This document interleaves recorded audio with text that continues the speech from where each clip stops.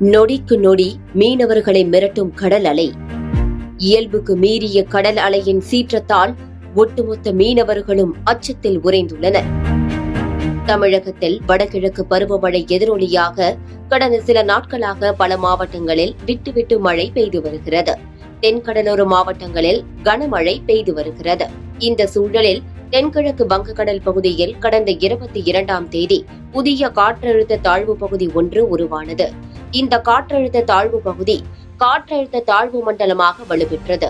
அடுத்த 2 நாட்களில் வடமேற்கு திசையான தமிழகம், இலங்கை கடற்கரையை இது நோக்கி நகரும் என எதிர்பார்க்கப்படுகிறது.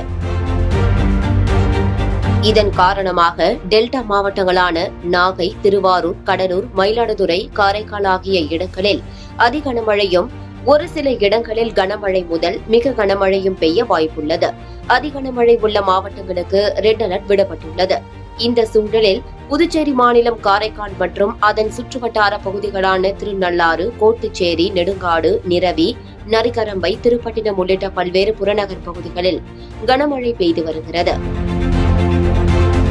குறிப்பாக வங்கக்கடலில் உருவான காற்றழுத்த தாழ்வு மண்டலம் வலுப்பெற்று ஆழ்ந்த காற்றழுத்த தாழ்வு மண்டலமாக மாறியதன் காரணமாக காரைக்கால் மாவட்ட கடற்கரை மற்றும் மீனவர் கிராமங்களில் கடல் சீற்றத்துடன் காணப்படுகிறது.